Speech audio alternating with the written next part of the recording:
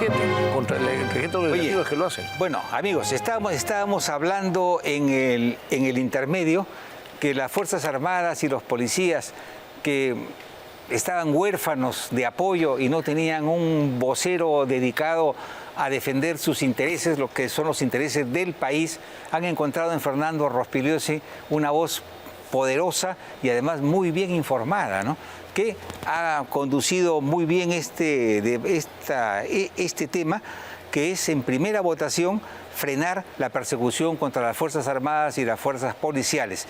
Y Fernando ha dado datos valiosos en el transcurso de la semana, en el sentido, son datos de la misma Fuerza Armada. Del Ejército. Claro, del ejército, ¿no? Que hay 800... A ver, explícanos, por favor. A ver. Sí, 800 que están investigados y procesados, 36 sentenciados que están presos en la cárcel. Solamente el Ejército nos ha dado datos, no tenemos de la Policía, no tenemos de la Marina, por ejemplo, o sea, son bastante más que esto. Son un poco más de 1000 contando. El sentido que tiene la ley es reiterar lo evidente. Claro. Las leyes no son retroactivas, claro. Y aquí se ha venido usando esto de la lesa humanidad, que como ustedes dijeron al principio del programa, recién se aprueba 2002, 2003 en el Congreso, para perseguir, procesar y sentenciar a militares por sucesos ocurridos hace mucho tiempo, cuando mucho antes. La prescripción que se aplicaba en ese momento era de 20 años. Ahora persiguen a militares por hechos ocurridos hace 30, 35 años, militares que tienen 80, 85, 90 años, que es parte de esta persecución política que han promovido los caviares. La Constitución dice claramente, en su artículo 2, nadie será procesado ni condenado por acto o omisión que en el tiempo de cometerse no esté previamente calificado en la ley de manera expresa e inequívoca como infracción punible, ni sancionado con pena no prevista en la ley. Porque además que han venido aplicando ilegalmente de manera retroactiva este asunto de la lesa humanidad, la lesa humanidad no está considerada en el Código Penal. No, claro. O sea, no dice, lesa humanidad es un delito que tiene tales y cuales características y una pena de tantos años. Nada, cero. Ahora tampoco podría aplicarse, porque no está considerado en el Código Penal, como bien ha dicho el abogado Carlos Caro. Y lo que internacionalmente se considera como parte de la lesa humanidad, es decir, que sean delitos generalizados, que sean sistemáticos, que haya una organización, que se conozca eso.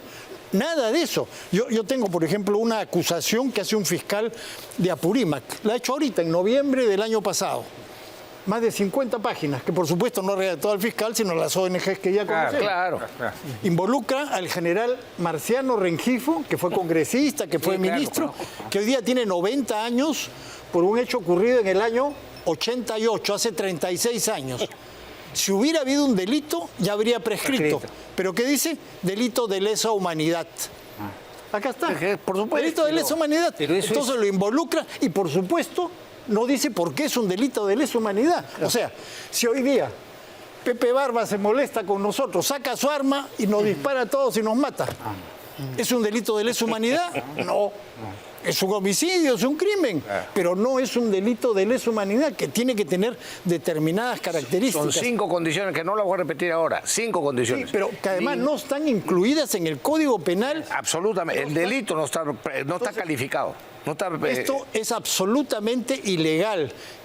Mi amigo el abogado Carlos Coria dice, ¿para qué dan este proyecto de ley? Es evidente. ¿Para qué hacen esta ley? Efectivamente. Porque ya no deberían darlo, pero sin embargo, se ha venido aplicando. Entonces es indispensable que este proyecto de ley se apruebe en segunda votación para que los que están presos injustamente sean liberados y para los que están procesados injustamente se les corte el proceso. Yo espero que el presidente del Congreso ponga a debate en la semana que viene, que ya termina la legislatura la semana que viene, para que haya la segunda votación y se apruebe de una vez este proyecto. Tan importante es esto, Fernando, perdón la introducción, que por supuesto la Comisión Interamericana, la Corte, ya están por supuesto protestando por esto, porque es un torpedo en la línea de flotación de la ideología que han querido meter manipulando normas e incluso textos constitucionales como el que estamos comentando.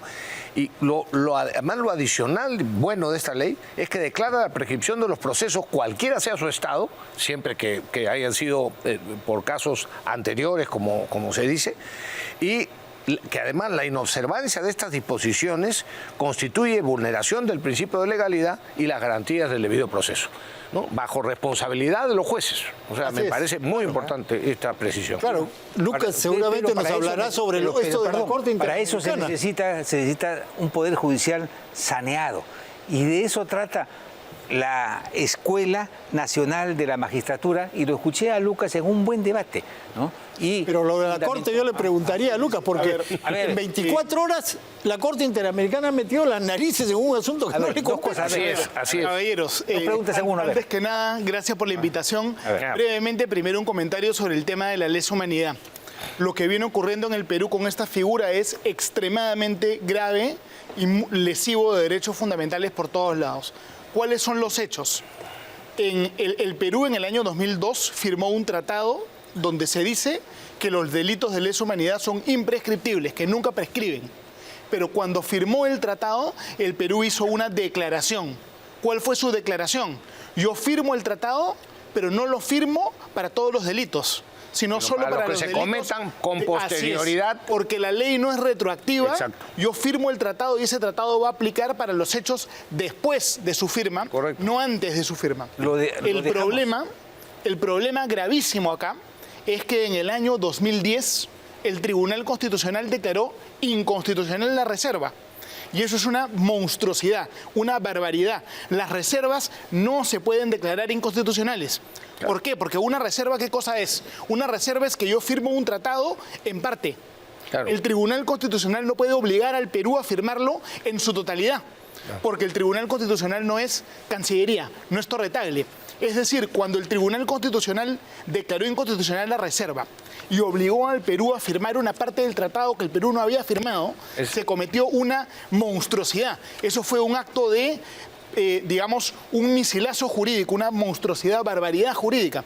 Y el proyecto de ley de Fernando corrige esa sentencia monstruosa. Pero además, esa sentencia es ilegal, en realidad es nula, porque de acuerdo a la artículo 100 del Código Procesal Penal, solamente el Tribunal Constitucional se puede pronunciar 6 años después de la ley, y el Tribunal Constitucional lo hizo mucho tiempo después de que habían pasado los 6 años. El 2011. Ya, y de 2009 a 2011 hay más de 6 años. No. Del 2003. Del 2003 al 2011. Hay mucho más de 6 años. ¿Cuál es todavía peor? Porque en el caso de los tratados no aplica 6 años, sino aplica 6 meses nada más. Porque cuando hablamos de tratados el plazo es más corto en el Código Procesal Constitucional. Sí, incluso es decir, estaba recontravencido, pero se inventaron una cosa rara para meter presos a los militares porque era el objetivo ideológico. Para poner un ejemplo sencillito.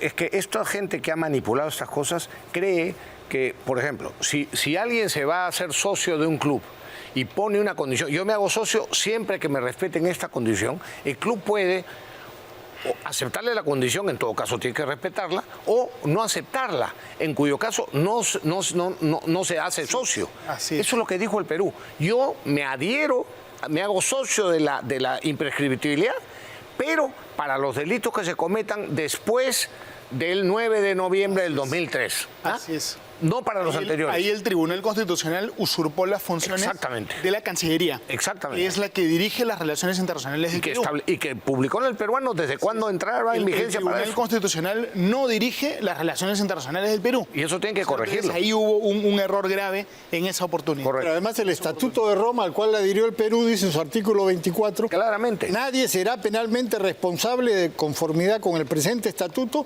por una conducta anterior a su entrada en vigor. Es decir, no es retroactivo, elemental. Lo que es increíble es que hayan tenido que pasar 21 años para que alguien empiece a reconocer lo que era evidente. En honor y que venimos diciéndolo 21 años. En honor a la verdad y en defensa del Tribunal Constitucional, hay que reconocer que este error, esta sentencia equivocada del año 2011, en el año 2018 se emitió una sentencia corrigiendo el criterio, que fue precisamente en el caso del expresidente Morales Bermúdez, sí, ¿verdad? donde se reconoció que había sido un error, que no se podía aplicar esta figura retroactivamente, ¿no? Entonces el mismo Tribunal Constitucional corrigió. ha buscado alterar su jurisprudencia, pero para que quede recontra claro, yo creo que es súper importante este proyecto de ley que ojalá se pueda pues aprobar. A ver, para que la gente entienda, por favor, ¿qué es la Escuela Nacional de la Magistratura A ver, y qué ya, podría claro. significar para el país? Pasamos ¿Ah? a este ver, otro vamos, tema. a ver.